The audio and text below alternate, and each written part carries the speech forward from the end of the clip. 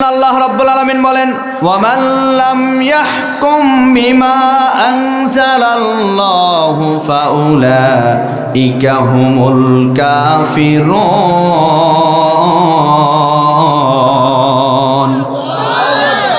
একই আয়াত শুধুমাত্র শব্দটা ভিন্ন করে আল্লাহ বললেন ফাউলাইকা হুমুল যালিমুন, ফাউলাইকা হুমুল ফাসিকুন। যারা কোরআন দিয়ে সমাজের মাঝে ন্যায় বিচার করবে না, এই সমস্ত মানুষগুলি কাফের, এই সমস্ত মানুষগুলি ফাসিক, এই সমস্ত মানুষগুলি জালেম। তার মানে বোঝা গেল কোরআনের বিচার যারা মানে না এরা কাফের, এরা জালিম, এরা ফাসিক। এখন আপনাদের কাছে আমার প্রশ্ন হলো, এই ফতোয়া আইয়ুব আলী আনসারীর না আল্লাহর? যেই রাষ্ট্র ব্যবস্থার ভিতরে কোরআন নাই সেখানে নারী ধর্ষণ, সেখানেই দেখবেন জিনা ব্যভিচার, বেপরদা মহিলা, এমনকি নিরপরাধ মানুষদেরকে অন্যায়ভাবে গুম খুম হত্যার শিকার করা হয়, কারণ সে সমাজের ভিতরে কোরআনের ন্যায় বিচার নাই। আমার ভাইয়েরা, আমি বলতে চাই গত কিছুদিন থেকে আমরা দেখতে পাচ্ছি এই বাংলাদেশের জমিনে বাংলাদেশকে অস্থিতিশীল করার জন্য স্বৈরাচারের প্রেতাত্মারা এখনো আমাদের সমাজের বিভিন্ন জায়গায় বিভিন্নভাবে তারা হত্যাযজ্ঞ চালিয়ে যাচ্ছে। আমরা এমন রাজনীতি আর দেখতে চাই না যেই রাজনীতির কারণে মহিলা মা বোনেরা নিরাপদে বাড়িতে ফিরতে পারে না, তারা রাস্তায় বিভিন্ন জায়গায় ধর্ষণের শিকার হোক, এমন রাজনীতি বাংলাদেশের জনগণ আর দেখতে চায় না। এমন এক রাষ্ট্র ব্যবস্থা আমরা দেখতে চাই যে রাষ্ট্র ব্যবস্থার ভিতরে কোনো নিরপরাধ মানুষকে আর কোনো গুম খুন হত্যার শিকার করতে দেওয়া হবে না, এমন একটা রাষ্ট্র ব্যবস্থা আমরা চাই কি চাই না?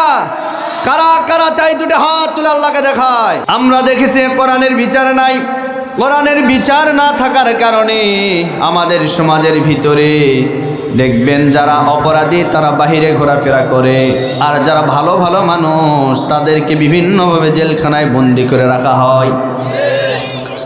এজন্য আল্লাহ রাব্বুল আলামিন বলেন ওয়ামান লাম ইয়াহকুম বিমা আনজালাল্লাহু ফাউলাইকা হুমুল কাফিরুন।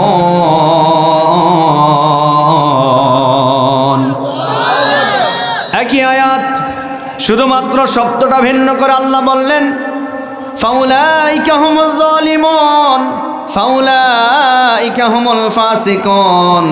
যারা কোরআন দিয়ে সমাজের মাঝে ন্যায় বিচার করবে না, এই সমস্ত মানুষগুলি কাফের, এই সমস্ত মানুষগুলি ফাসিক, এই সমস্ত মানুষগুলি জালেম।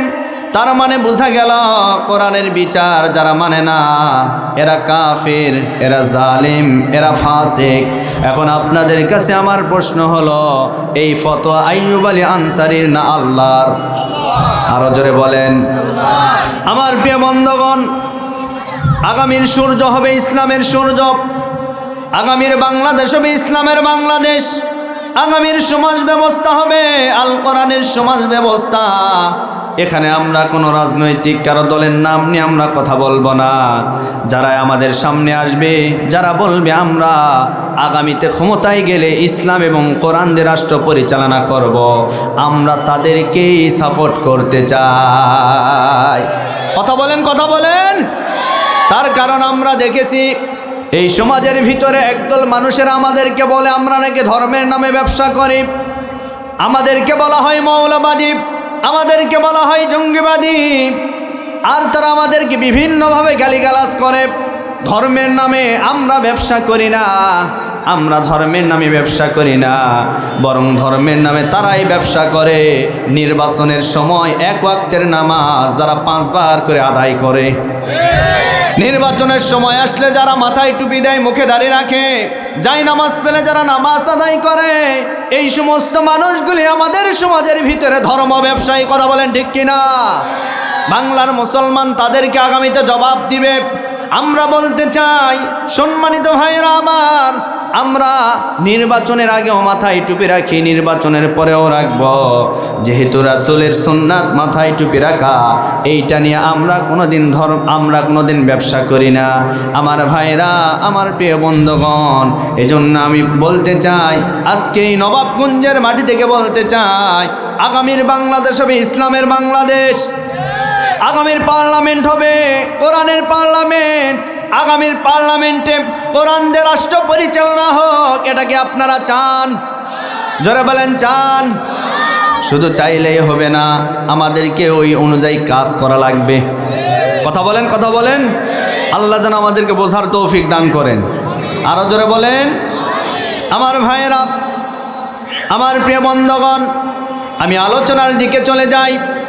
আমি আপনাদের সামনে কোরআনে কারিমের একটি আয়াতে কারিমা তেলাওয়াত করেছি, যে আয়াতটা আমাদের সকলের পরিচিত আয়াত। আমরা মনে করি মানুষ মারা যায়, মারা যাওয়ার পরে এই আয়াতটা পরে, এই দোয়া পরে শুধু মাটি দিব আর সেখান থেকে আমরা শিক্ষা নেব না।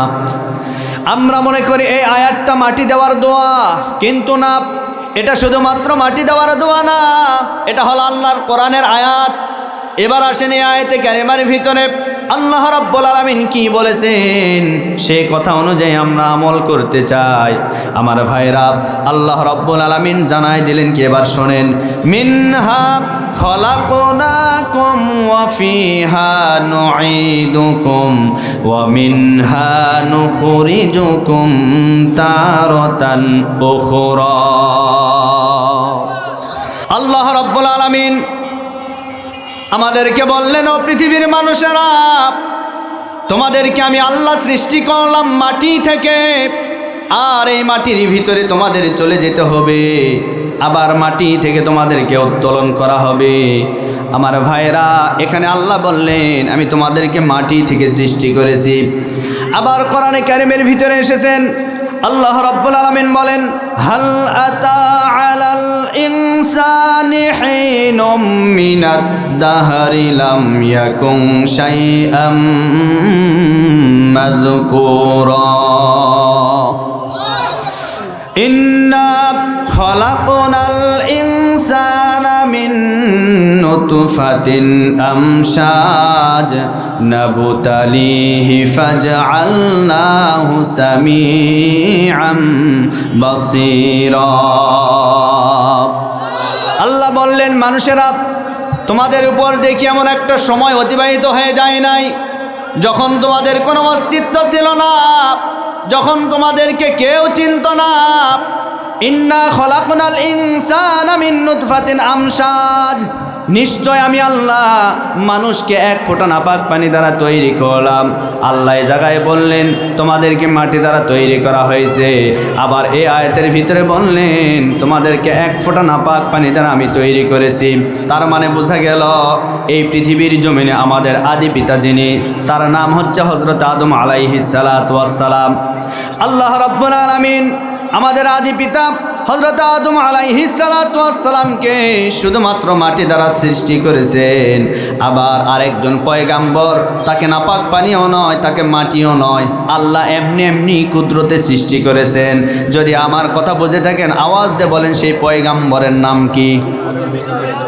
হযরত ঈসা আলাইহিস সালাতু ওয়াস সালাম। এই পৃথিবীর জমিনে আল্লাহ আদম আলাইহিস সালাতু ওয়াস সালামকে মাটি দ্বারা সৃষ্টি করেছেন, আর হযরত ঈসা আলাইহিস সালাতু ওয়াস সালামকে মাটিও নয়, নাপাক পানিও নয়, এমনি এমনি আল্লাহ জিবরিল আমিন ফেরেশতার মাধ্যমে ঈসার মা মারিয়াম আলাইহিস সালাতু ওয়াস সালামের কাছে আসার পরে জিবরাইল আলাইহিস সালাতু ওয়াস সালাম মারিয়াম আলাইহিস সালাতু ওয়াস সালামের মুখের ভিতরে একটা ফুৎকার দিয়েছেন। যেই ফুৎকার দেওয়ার কারণে আমার ভাইরা, আমার প্রিয় বন্ধুগণ, হযরত ঈসা আলাইহিস সালাতু ওয়াস সালামের জন্ম হয়েছে। সুবহানাল্লাহ বলতে পারেন না? এই পৃথিবীর যত সৃষ্টি আছে, বাকি আমরা যারা, আমি আপনি সবাই বাবার এক ফোঁটা নাপাক পানি দ্বারা এই পৃথিবীর জমিনে রব্বুল আলামিন আমাদেরকে সৃষ্টি করেছেন। শুধু তাই নয়, বাবার এক ফোঁটা নাপাক পানি মায়ের রেহেমের ভিতরে আল্লাহ রব্বুল আলামিন ঢুকায় দিয়েছেন। আল্লাহ রব্বুল আলামিন আমাদেরকে শুধুমাত্র মাটি দ্বারা সৃষ্টি করেন নাই, বরং রব্বুল আলামিন বলেছেন এই পৃথিবীর জমিনে আমি আমার প্রথম যে নবী হযরত আদম আলাইহিস সালাতু ওয়াস সালামকে আল্লাহ মাটি দ্বারা তৈরি করেছেন। আর এই পৃথিবীর যত মানুষ আমরা এসেছি, প্রত্যেকটা মানুষকে রব্বুল আলামিন বাবার এক ফোঁটা নাপাক পানি দ্বারা মায়ের রেহেমের ভিতরে ঢুকাই দিয়া সেখান থেকে আল্লাহ রাব্বুল আলামিন 40 দিন করে করে সে জায়গায় সৃষ্টি করেছেন। আল্লাহ বলেন সুম্মা খলাকনান নুতফাতা আলাকাতান ফাখলাকনাল আলাকাতা মুদগাতান। আল্লাহ রাব্বুল আলামিন বলেন আমি মানুষকে মায়ের পেটের ভিতরে সর্বপ্রথম জমাট রক্ত তৈরি করলাম, সেখান থেকে গোশত, সেখান থেকে হাড্ডি, আবার সেই জায়গা থেকে আমি রব্বুল আলামিন তাকে গোশতের দ্বারা চামড়া দ্বারা আবৃত করলাম। আবৃত করার পরে মায়ের পেটে 10 মাস 10 দিন থাকার পরে আমি দুনিয়াতে তাদেরকে নিয়ে আসলাম। নিয়ে আসার পরে মনে করেন আমরা মায়ের গর্ভ থেকে দুনিয়াতে আসার পরে আমরা তখন কথা বলতে পারতাম না, আমাদের চলাফেরা ছিল না। ক্ষুধা লাগলে আমরা মায়ের কোলে শুধু মা মা বলে কান্না করতাম। আল্লাহ রাব্বুল আলামিন বলেন আল্লামাহুল বায়ান, আমি মানুষকে ভাষা শিক্ষা দিলাম। শুধু তাই নয়, এই মানুষের সুন্দর একটি নাম হয়ে গেল। নাম হয়ে যাওয়ার পরে এই মানুষ বড় পড়াশোনা করার পরে বড় শিক্ষিত হয়ে গেল। শিক্ষিত হওয়ার পরে এই মানুষটা বড় জায়গায় চাকরি পেল। চাকরি করার পরে চাকরি থেকে রিটায়ার্ড করল। এরপরে বৃদ্ধ বয়সে উপনীত হয়ে গেল। উপনীত হয়ে যাওয়ার পরে আল্লাহ রাব্বুল আলামিন এই মানুষকে আবার এই দুনিয়ার মায়া ত্যাগ করে অন্ধকার কবরে নিয়ে যাবেন। অন্ধকার কবরে যাওয়ার আগে আমার ভাইরা এই পৃথিবীর জমিন যারা ত্যাগ করবেন, যারা মারা যাবেন, আল্লাহ রাব্বুল আলামিন তাদের সম্পর্কে বলেন ও দুনিয়ার মানুষেরা, এই পৃথিবীর জমিন থেকে আমি আল্লাহর কাছে যারা প্রত্যাবর্তন করবে তাদের জন্য মৃত্যুর সময় দুইটা শ্রেণীতে আমি আল্লাহ ভাগ করব। একটা শ্রেণী হলো যারা পাপিষ্ট হবে, যারা নাফরমান হবে, যারা আল্লাহর দিন মানবে না, যারা নামাজ পড়বে না, যারা রোজা রাখবে না, এদের জন্য মৃত্যুর ভয়াবহ কষ্ট সামনে থাকবে।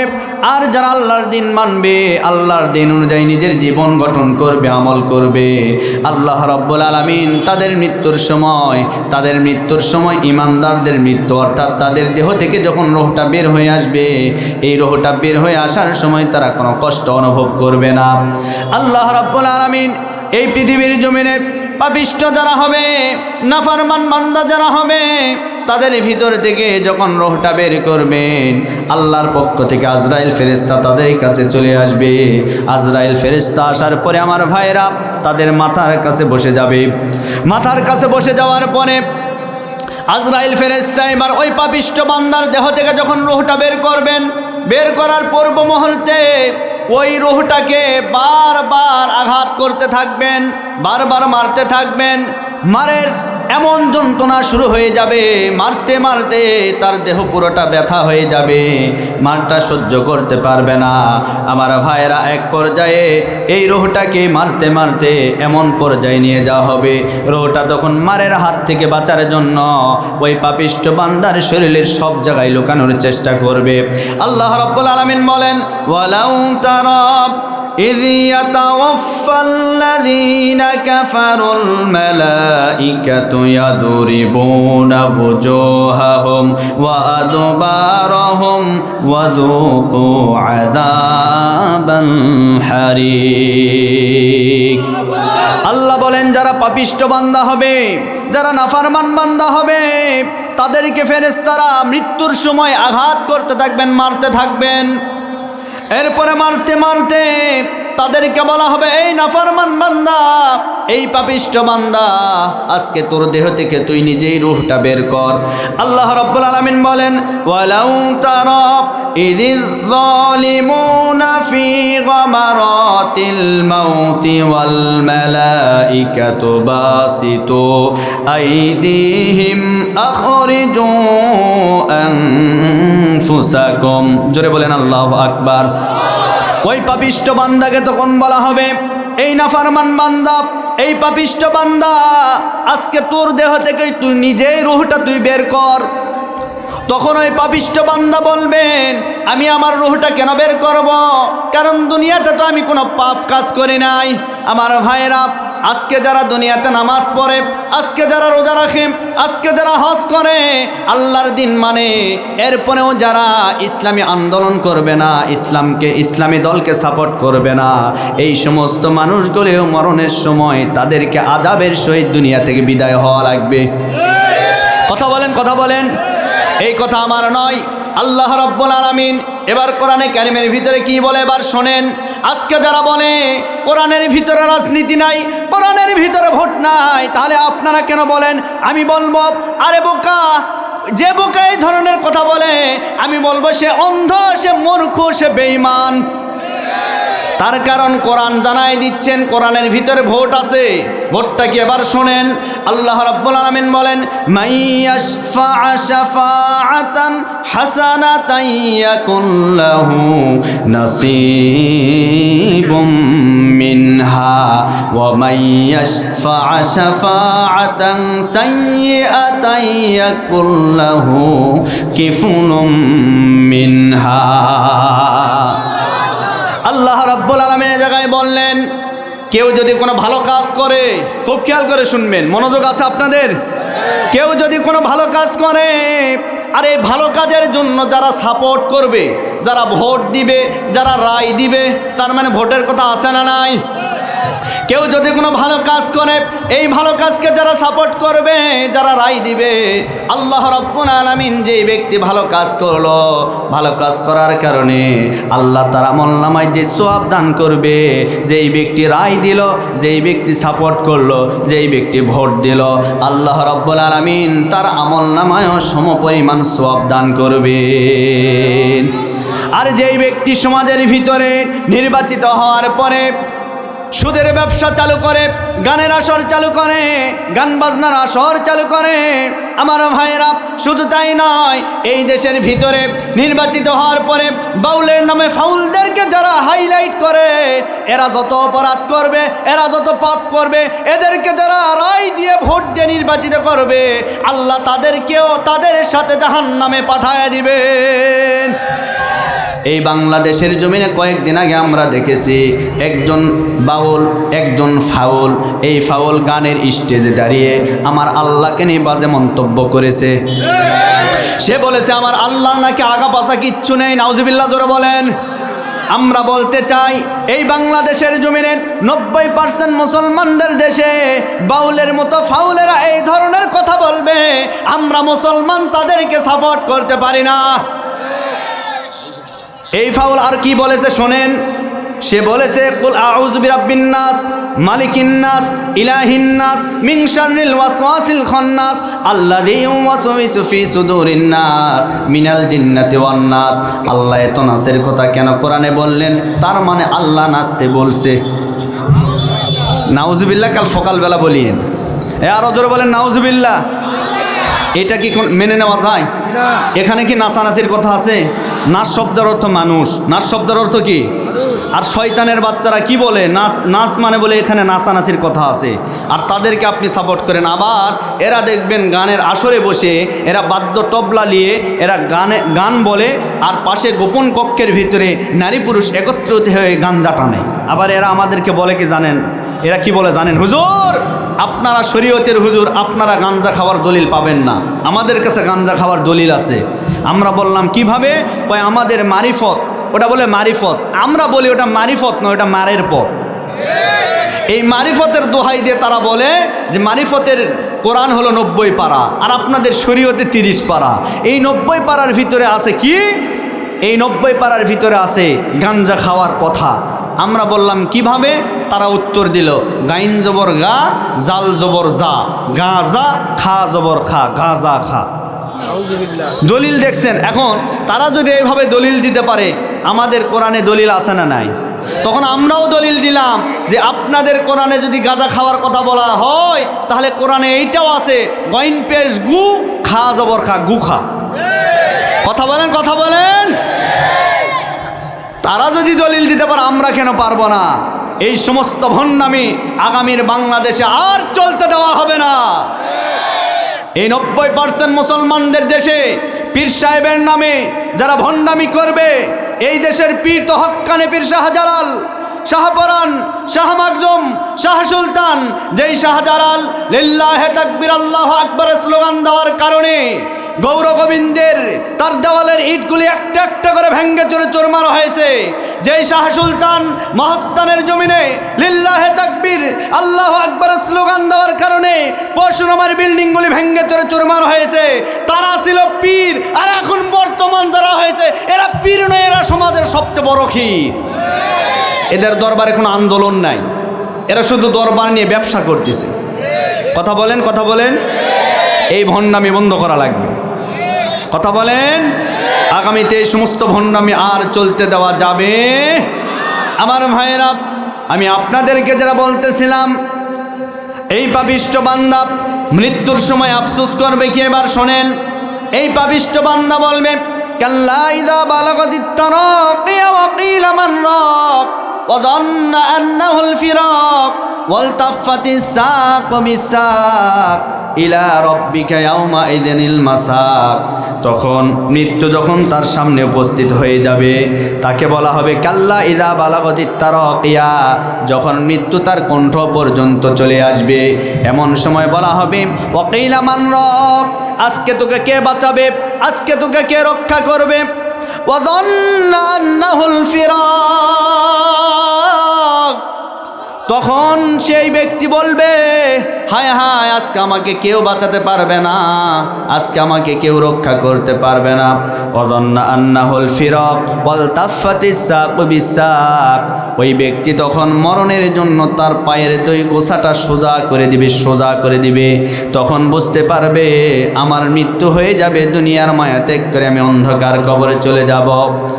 এইবার আজরাইল আলাইহিস সালাতু ওয়াস সালাম তার দেহের ভিতর থেকে, পাপিষ্ঠ বান্দার দেহের ভিতর থেকে রূহটা বের করার জন্য সর্বপ্রথম তার পায়ের কাছে হাতটা রাখবেন।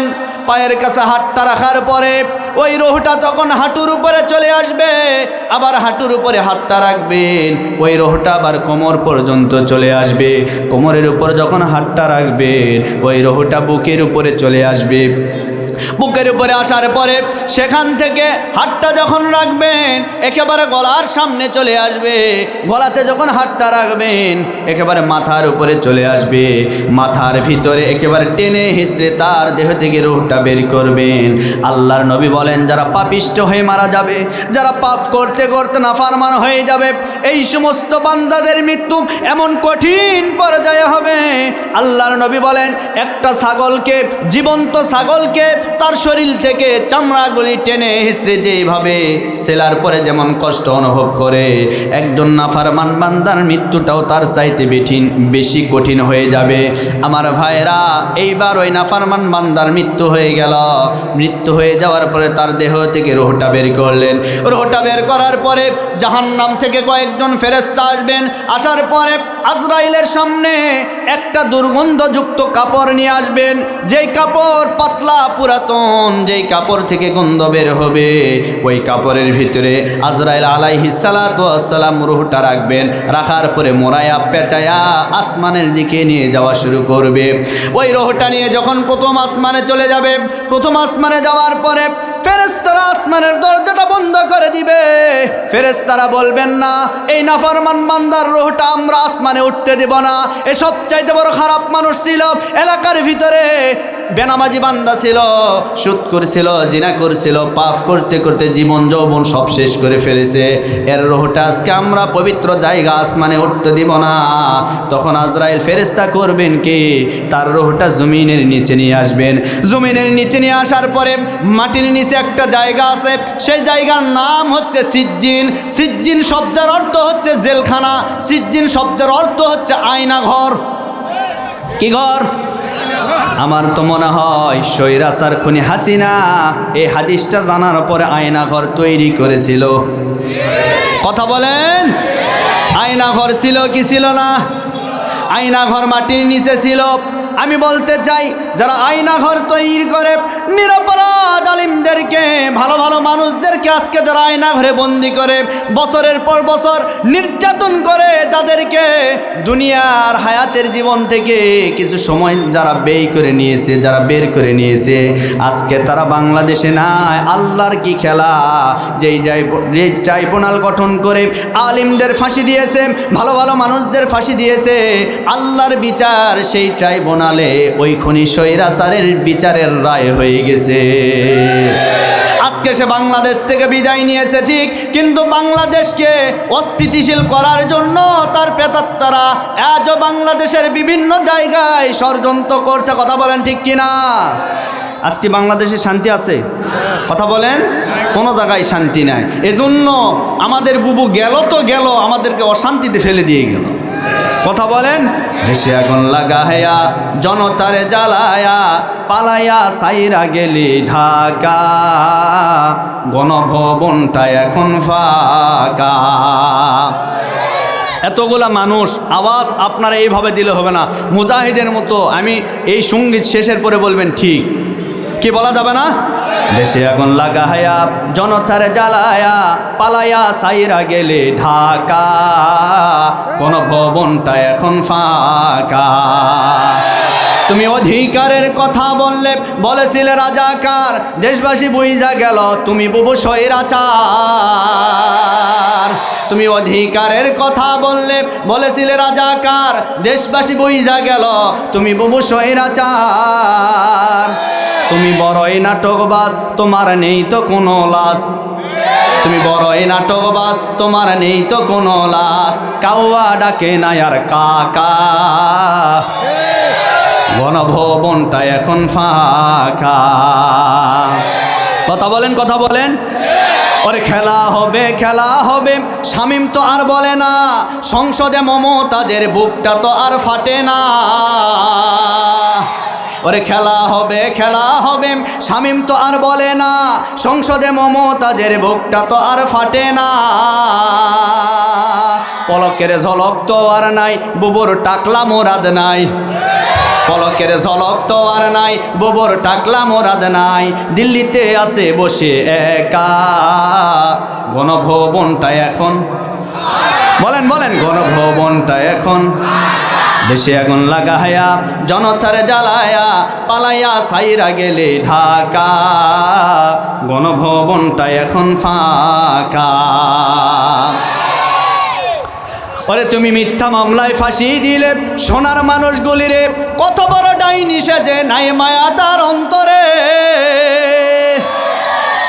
আজকে মিথ্যা মামলায় রায় দিয়ে আমাদের এই বাংলাদেশের এই 56,000 বর্গ মাইল নয়, সারা পৃথিবীর মুসলমানদের হৃদয়ের স্পন্দন, আমাদের কলিজার টুকরা, যিনি 50টি বৎসর সারা পৃথিবীতে কোরআনের তাফসির করেছেন, যার ভালোবাসা আজও আমাদের অন্তরের ভিতরে আছে, তিনি আর কেউ নয়, তিনি হচ্ছেন আমাদের শহীদ আল্লামা সাঈদ রাহিমাহুল্লাহ। মিথ্যা মামলা, মিথ্যা ট্রাইব্যুনাল গঠন করে যেই জালিমের বাচ্চারা, যেই স্বৈরাচারের বাচ্চারা মিথ্যা ট্রাইব্যুনাল গঠন করে আল্লামা সাঈদীর বিচার করে তাকে দুনিয়া থেকে শহীদ করে দিয়েছেন। আমরা বলতে চাই, স্বাধীনতার 50 বৎসর পরে যদি এই দেশের ভিতরে শেখ মুজিব হত্যার বিচার হয়, আমরা স্পষ্ট ভাষায় বলতে চাই, আগামী দেশে এই দেশের ভিতরে আল্লামা সাঈদীর হত্যার বিচার বাংলার মুসলমানরা সর্বপ্রথম করবে। কারা কারা রাজি? দুটি হাত তুলে আল্লাহকে দেখান।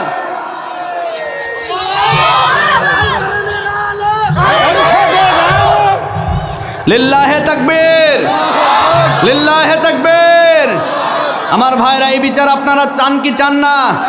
দেখতে চান কি চান না? তুমি মিথ্যা মামলায় ফাঁসি দিলে সোনার মানুষগুলিরে, কত বড় ডাইনি সেজে নাই মায়া তার অন্তরে। সে আদালতও আছে, ফাঁসির রশিও আছে, সে আদালতও আছে, ফাঁসির দড়িও আছে। কবে পাবো বুবু তোমার দেখা, অপেক্ষা করছে শুধু ঢাকা। দেশে আগুন লাগায়া জনতারে জ্বালায়া পালাইয়া সাইরা গেল ঢাকা, গণভবনটা এখন ফাঁকা। লিল্লাহে তাকবীর, আলোচনা চলবে চলবে। আমার ভাইরা, আমার প্রিয় বন্ধুগণ, কোনো ভয় আছে? কোনো অসুবিধা আছে? আমরা দেখতে পাচ্ছি আজকের এই জনসমুদ্র প্রমাণ করে আগামীর বাংলাদেশ হবে ইসলামের বাংলাদেশ। আজকের এই জনসমুদ্র প্রমাণ করে আগামীর পার্লামেন্ট হবে কোরআনের পার্লামেন্ট। কথা বলেন ঠিক কিনা? আমরা আর আগামীর পার্লামেন্টে এই দেশে কোনো নাস্তিক, কোনো বেঈমান, কোনো মোরতাদ, কোনো স্বৈরাচারকে আর পার্লামেন্টে আমরা জায়গা করে দিতে চাই না। কথা বলেন ঠিক কিনা? আমার ভাইরা, এমন একটা দেশ গঠিত হবে যেই দেশের ভিতরে কোনো ধর্ষণ থাকবে না, যেই দেশের ভিতরে কোনো মানুষকে, নিরপরাধ মানুষকে আর বন্দি করা হবে না, আমার হাদি ভাইয়ের মতো ওই পিস্তল ঠেকিয়ে হত্যা করা হবে না। এমন একটা সুন্দর রাষ্ট্র ব্যবস্থা আগামীতে কায়েম হোক। এটাকে আপনারা চান? এটাকে আপনারা চান? শুধু চাইলেই হবে না, আমাদেরকে আগামীতে ভেবে চিন্তে রায় দিতে হবে। কি পারা যাবে না? আল্লাহ আমাদেরকে বোঝার তৌফিক দান করুন। আরো জোরে বলেন। সম্মানিত ভাইরা আমার, আমি আপনাদেরকে যেটা বোঝানোর চেষ্টা করতেছিলাম, এই পাপিষ্ট বান্দা এই রূহটা নিয়ে যাওয়ার পরে আয়না ঘরের ভিতরে বন্দি করে রাখা হবে। তার মানে মাটির নিচে যে জায়গা, সে জায়গার নাম হচ্ছে সিজ্জিন। এই সিজ্জিন শব্দের অর্থ জেলখানা, সিজ্জিন শব্দের অর্থ আয়না ঘর। মাটির নিচে তাকে রাখা হবে। রাখার পরে তাকে কিয়ামত পর্যন্ত জাহান্নামের শাস্তি দেওয়া হবে, জাহান্নামের পোশাক পরিধান করে দেওয়া হবে, জাহান্নামের খাবার দেওয়া হবে, তার জায়গাটা একেবারে জাহান্নামের আগুন দ্বারা পরিপূর্ণ করে দেওয়া হবে। আমার ভাইরা, আমার প্রিয় বন্ধুগণ, মহিলাদের আর চাপাতে বলা যাবে না। কতই বলবো ভাই বলেন? একটা ওয়াজের ভিতরে 5 বার স্লিপ দেওয়া শেষ, কি ঠিক আছে না? আমরা বুঝতে পারছি বেশি হয়ে গেছে, কিন্তু চাপতে বললেও তো এখন চাপতেছে না। কারণ ওভার হয়ে গেলে বলেন তো, সামনে যখন ক্ষুধা লাগে তখন খাবার খাওয়া যায়, আলু ভর্তা হলে খাওয়া যায়, পেট ভরে গেলে কুরমা পোলাও দিলে আর ভালো লাগে না। তখন আপনাদের জায়গা তো ওভার হয়ে গেছে, কতই আর চাপতে বলবো? তারপরেও মা বোনেরা, ও মা, মা আপনাদেরকে বলি, মা আমি আপনাদের সন্তান, বোনদেরকে বলি আমি আপনাদের ভাই, অনুরোধ করে বলতেছি, আরেক মাকে আপনি জায়গা দেন, আরেক বোনকে আপনি জায়গা দেন। একটু চেপে বসেন মা বোনেরা, সামনে চেপে বসেন, চেপে বসেন। আপনারাও একটু সামনে আসেন তো দেখি, হয়েছে যারা দাঁড়িয়ে আছেন, যারা দাঁড়িয়ে আছেন একটু সামনে আসেন তো, একটু পরিপূর্ণ হয়ে যায়। আল্লাহ আজকের মাহফিলকে কবুল করেন, বলে আল্লাহুম্মা আমিন। আসেন আসেন, একটু চেপে আসেন। সম্মানিত ভাইরা আমার, আমি আপনাদেরকে যেটা বলতেছিলাম, আমার কথাটা একটু মনোযোগ সহকারে শুনবেন। একজন পাপিষ্ট বান্দা, একজন বেনামাজি বান্দা যখন মারা যাবে, মারা যাওয়ার পরে তার রূহটা একেবারে মাটির নিচে রাখা হবে। কিন্তু আরেক দল মানুষ আছে যারা ইমানদার বান্দা, যারা আল্লাহর দিন মানে, যারা আল্লাহর দিন বোঝে, যারা নামাজ পড়ে আল্লাহর হুকুম মানবে, তাদের মৃত্যুটা কেমন হবে? আল্লাহর নবী বলেন, ইমানদারের মৃত্যু হবে একজন ছোট বাচ্চা মায়ের স্তনে দুধ খেতে খেতে যেইভাবে ঘুমিয়ে যায়, ইমানদারদের মৃত্যু রব্বুল আলামিন ঘুমের ভিতরে দান করবে। ইমানদার যারা হবে তাদেরকে ঘুমের ভিতরে আল্লাহ মৃত্যু দান করবেন। শুধু তাই নয়, আজরাইল ফেরেশতা তাদের সামনে আসবেন, আসার পরে তাদেরকে সর্বপ্রথম সালাম জানাবেন। সালাম জানানোর পরে আজরাইল ফেরেশতা তাদেরকে বলবেন, সূরা ফজরের ভিতরে আছে, আল্লাহ রাব্বুল আলামিন বলেন, ইয়া আইয়াতুহান নাফসুল মুতমাইন্না ইরজিই ইলা রাব্বিকি রাদিয়াতাম মারদিয়া ফাদখুলি ফি ইবাদি ওয়াদখুলি জান্নাতি। আল মুতমাইন্না, হে পবিত্র আত্মা, ইরজিই ইলা রাব্বিকি রাদিয়াতাম মারদিয়া, রব তোমার প্রতি সন্তুষ্ট, রব তোমার প্রতি খুশি আছেন, তুমি বের হয়ে আসো আনন্দ চিত্তে। আল্লাহু আকবার। ইমানদার বান্দাকে বলা হবে, রব তোমার প্রতি আনন্দিত, তুমি বের হয়ে আসো, সন্তুষ্টি চিত্তে তুমি বের হয়ে আসো। ফাদখুলি ফি ইবাদি ওয়াদখুলি জান্নাতি, আল্লাহর জান্নাতের ভিতরে তুমি চলে যাও। আরো জোরে বলেন সুবহানাল্লাহ। আমার ভাইরা, আল্লাহর জান্নাতে আমরা যেতে চাই কি চাই না? জান্নাত চির সুখের ঘর, জান্নাত চির সুখের ঘর, যদি জানতে অগ তুমি, মায়া ঘেরা রঙিন পৃথিবী নয়তো সুখের খনি, মায়া ঘেরা রঙিন পৃথিবী নয়তো সুখের খনি। জান্নাত এমন একটি জায়গা, যে জায়গায় ইমানদার যখন একবার প্রবেশ করবে তাকে আর বের করা হবে না। এখন এই জান্নাতে কারা যাবে এবার শোনেন। আল্লাহ রাব্বুল আলামিন বলেন, ওয়াবাশশিরিল্লাযীনা আমানু ওয়া আমিলুস সালিহাতি আন্না লাহুম জান্নাতিন তাজরি মিন তাহতিহাল আনহার কুল্লামা রুজিকু মিনহা মিন সামারাতির রিজকান ক্বালু হাযাল্লাযী রুজিকনা মিন ক্বাবল। জোরে বলে আল্লাহু আকবার। আল্লাহ রাব্বুল আলামিন বললেন, ওয়াবাশশিরিল্লাযীনা আমানু, তাদের জন্য সুসংবাদ, ওয়া আমিলুস সালিহাত, যারা সমাজের ভিতরে ভালো ভালো কাজ করবে তাদের জন্য সুসংবাদ। এরপর আল্লাহ বললেন, তাদের জন্য ভালো ভালো কাজ যারা করবে তাদেরকে সুসংবাদ দিলাম, ওয়াবাশশিরিল্লাযীনা আমানু ওয়া আমিলুস সালিহাত আন্না লাহুম জান্নাতিন তাজরি মিন তাহতিহাল আনহার, তাদেরকে জান্নাতের সুসংবাদ, যেই জান্নাতের তলদেশ দিয়ে আল্লাহ বললেন একটা নয় দুইটা নয়, আনহার অসংখ্য নদী আমি আল্লাহ প্রবাহিত করব। সুবহানাল্লাহ কোন। এখানে আল্লাহ বললেন যারা ভালো ভালো কাজ করবে।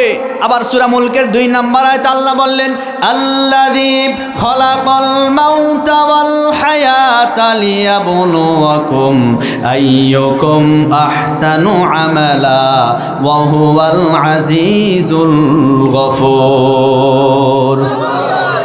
আল্লাহ রাব্বুল আলামিন বলেন, ও পৃথিবীর মানুষেরা, আমি আল্লাহ তোমাদের জন্য 2টা জিনিস সৃষ্টি করলাম। 1 নম্বরে মৃত্যু, 2 নম্বরে হায়াত।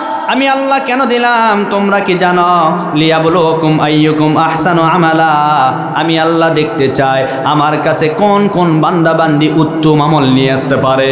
এখানে আহসান শব্দ ব্যবহার করা হয়েছে, এটা হচ্ছে ইসমে তাফজিলের সিগা। আহসান আল্লাহ ব্যবহার করেছেন উত্তম আমল।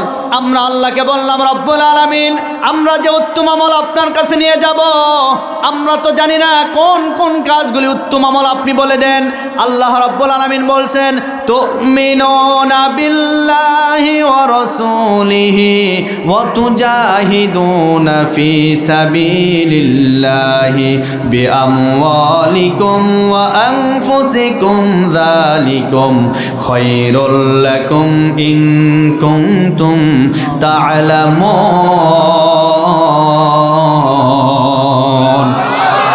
আল্লাহ বললেন, 1 নম্বর আল্লাহর প্রতি ঈমান আনা, 2 নম্বর রাসূলের প্রতি ঈমান আনয়ন করা। এই ঈমানের দাবি অনুযায়ী ওয়া তুজাহিদুনা ফি সাবিলিল্লাহ, আল্লাহর রাস্তায় জিহাদ করা, আল্লাহর রাস্তায় সংগ্রাম করা, লড়াই করা। আমার ভাইরা, এই যে এই জিহাদের কথা বললাম, জিহাদের কথা শুনলে অনেকে বলে হুজুর জিহাদ মানে রাজনীতি। এখন আপনাদের বলি, জিহাদ মানে কি রাজনীতি? জিহাদ করতে বলেছেন কে? জিহাদ মানে হচ্ছে সংগ্রাম করা, লড়াই করা, আল্লাহর জমিন, আল্লাহর দ্বীন প্রতিষ্ঠা করা। এই জমিন যার, আইন চলবে তার। কথা বলেন, এই জমিন কার? আইন চলবে কার? কিন্তু একদল মানুষ বলে, হুজুর এই সমস্ত কথা বলা যাবে না। আমরা বলবো, আগামীতে বাংলার জনগণ আপনাদেরকে লাল কার্ড দেখাবে।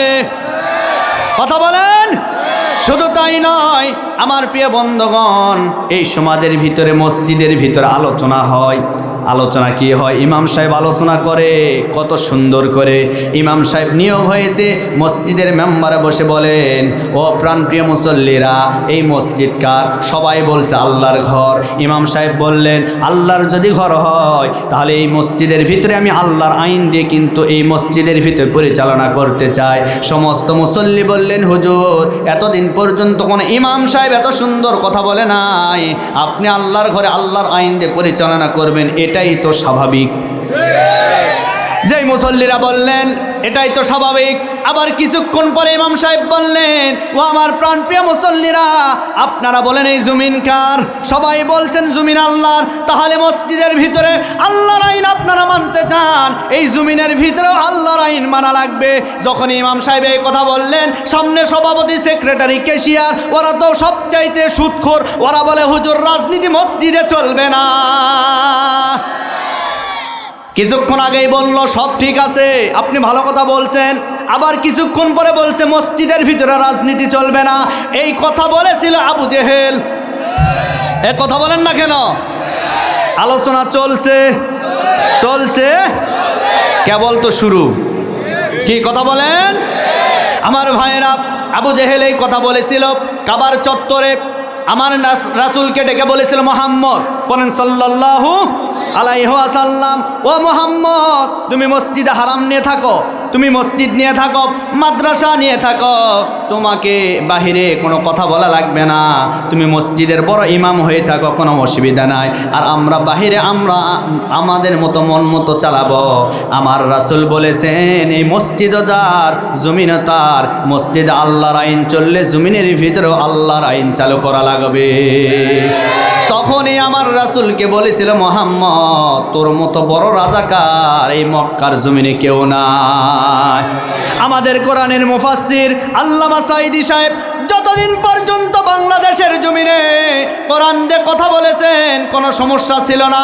যখনই আল্লামা সাঈদী বলেছেন শুধু কোরআন দিয়ে কথা শুনলে হবে না, কোরআন সমাজে বাস্তবায়ন করা লাগবে, তখনই স্বৈরাচারেরা বলেছে দেলু রাজাকার। কথা বলেন। এটা শুধুমাত্র এই যুগের নয়, সেই যুগের। কি কথা বলেন না কেন?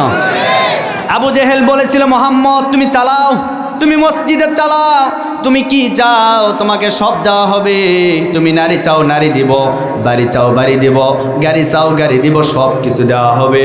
কিন্তু আমাদের শর্ত হলো আমরা যা করব আমাদের বিরুদ্ধে কথা বলা যাবে, আমাদের বিরুদ্ধে তুমি কথা বলবা না।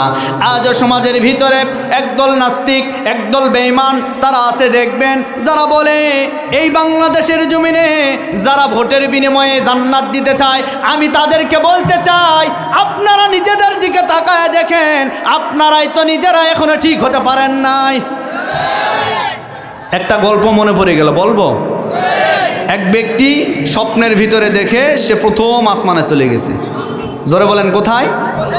প্রথম আসমানে। প্রথম আসমানে যাওয়ার পরে সে লক্ষ্য করে দেখে আসমানে ফাঁকা জায়গা। তখন এই অবস্থা দেখে তার হাতের আঙ্গুল দ্বারা ভিতরে ঢুকায় দিছে। ঢুকানোর পরে কিছুক্ষণ পরে তার ঘুম ভেঙে গেছে।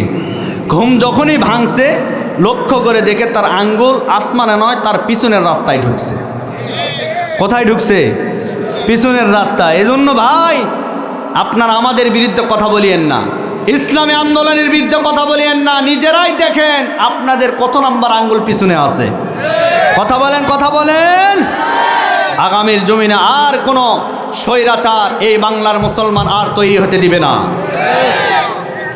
আর কোনো জুলুম নির্যাতন এই বাংলার মুসলমান সহ্য করবে না। ঠিক কিনা বলেন? আমার রাসূলকে অফার দেওয়া হয়েছে, যেমনটি আল্লামা সাঈদীকেও একই অফার দেওয়া হয়েছিল, কিন্তু তিনি গ্রহণ করে নাই। আমরা তো সেই জাতি, আমাদের সামনে ফাঁসির দড়ি, আমাদের সামনে জেল জুলুমের ভয়, আমাদের সামনে হত্যার ভয়, আমরা সমস্ত ভয়কে উপেক্ষা করে আমরা আছে আল্লাহর পথে থাকব। আমাদেরকে কেউ এই পথ থেকে এক চুল পরিমাণ সরাতে পারবে না। আমরা কাকে ভয় করি? মুসলমান কাকে ভয় করে? আমরা কাউকে ভয় করি না। আমার রাসূল কি ভয় করেছেন? জোরে বলেন। আমার রাসূল মক্কার জমিনে দাওয়াত দিয়েছেন, দাওয়াত গ্রহণ করে নাই। এক পর্যায়ে রাসূল মক্কা থেকে তায়েফ শহরে গেলেন। মক্কা থেকে তায়েফ শহর প্রায় 93 কিলোমিটার দূরত্ব। এই 93 কিলোমিটার পথ অতিক্রম করে তিনি তায়েফে গেলেন।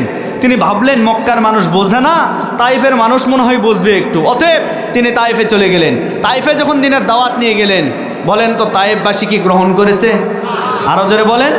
বরং আমার রাসূলকে আরও রক্তাক্ত করেছে, মেরেছে, দুনিয়া থেকে বিদায় করে দিয়েছে। এমন ষড়যন্ত্র তারা করেছে। আমার রাসূল তায়েফ শহরে গেলেন। যাওয়ার পরে সর্বপ্রথম 3 জন বড় বড় নেতাকে ডাকলেন। ডাকার পরে বললেন তোমরা আমার সামনে আসো। নেতারা আসলেন।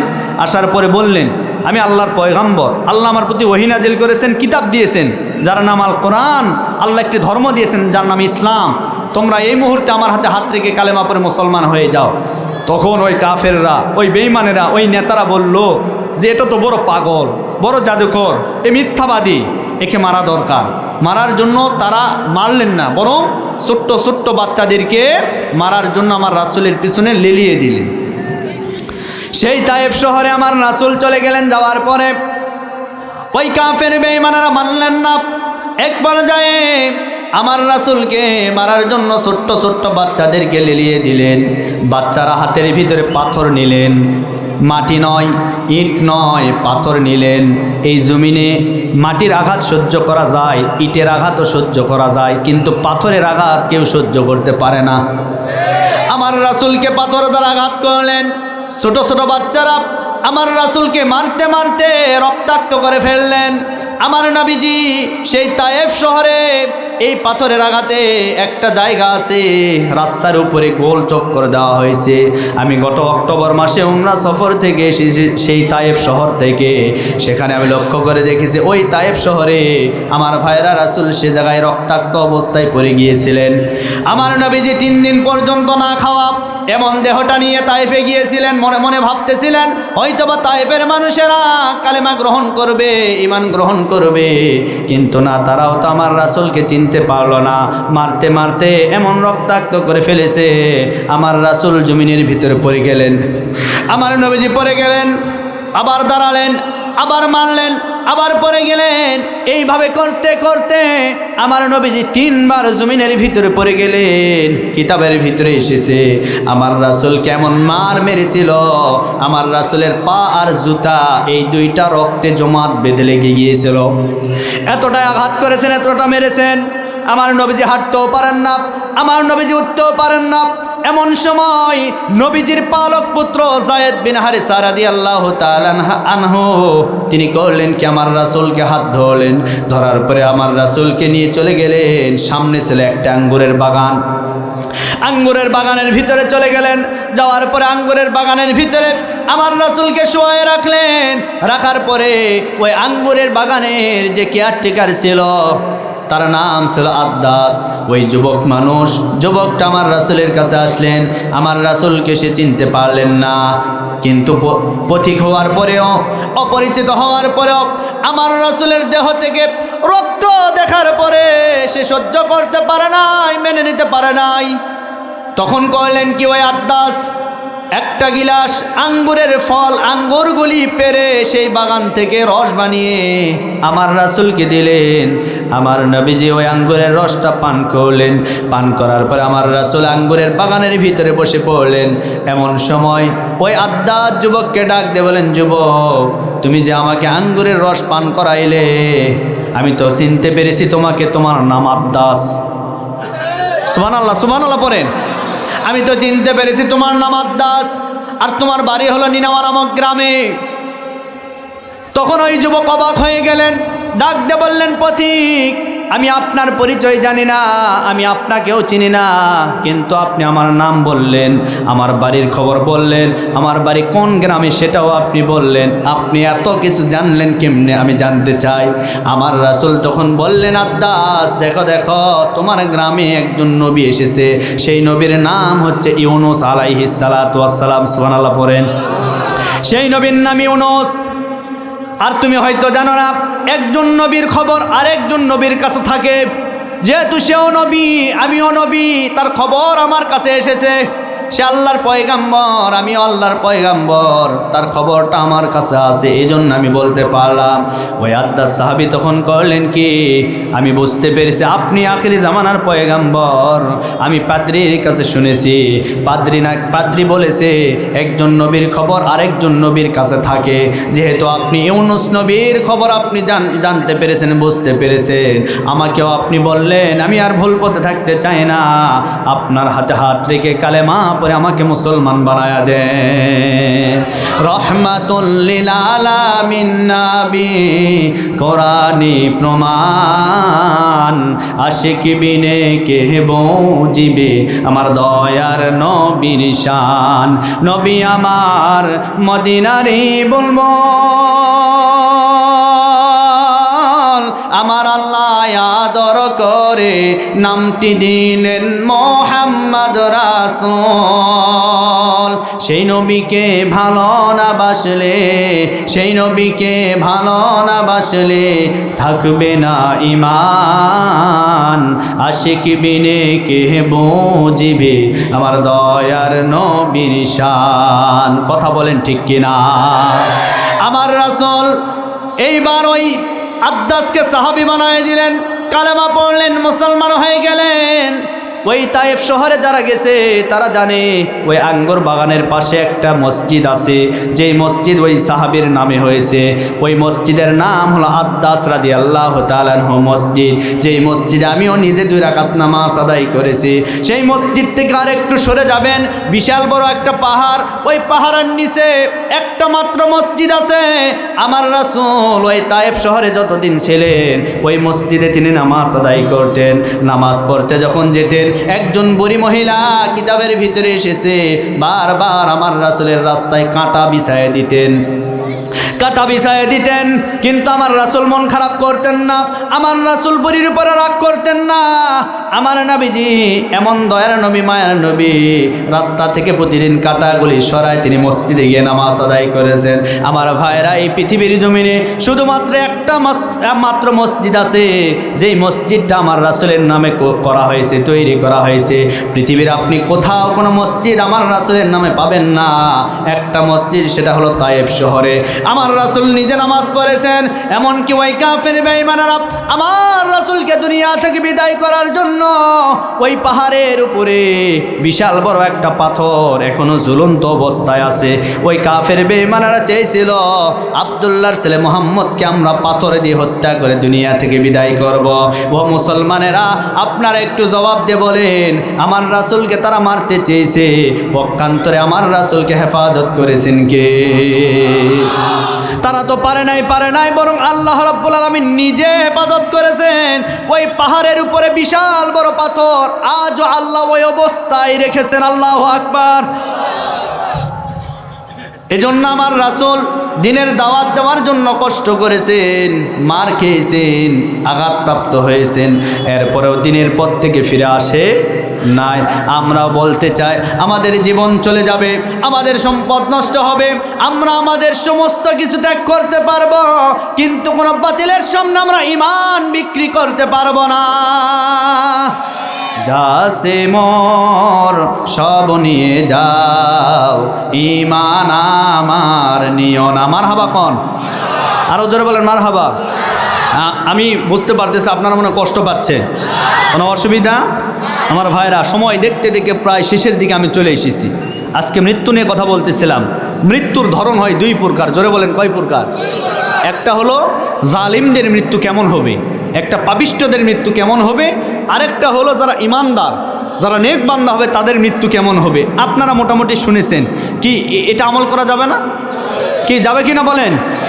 আমি বলেছিলাম, আমি আয়াত নিয়েই কিন্তু কথা বলতেছি। মিনহা খলাকনাকুম ওয়া ফিহা নুঈদুকুম ওয়া মিনহা নুখরিজুকুম তারাতান উখরা। আল্লাহ বলেন, এই মাটি থেকেই তৈরি করলাম, আবার মাটিতে রাখবো, আবার মাটি থেকে তোমাদেরকে উত্তোলন করব। তাহলে মাটি থেকে আল্লাহ তৈরি করলেন, আবার আমাদেরকে মাটির ভিতরে রাখা হবে। রাখার সিস্টেম হলো মৃত্যু। কেউ যদি মারা না যায় তাকে কবর দেওয়া হয় না। মানুষ মারা গেলেই তাকে কোথায় রাখা হয়? কবরে। আমার ভাইরা, এই যুবক ভাই যারা আছেন, আজকে চোখের সামনে কত লাশ, কত মানুষ মারা যায়।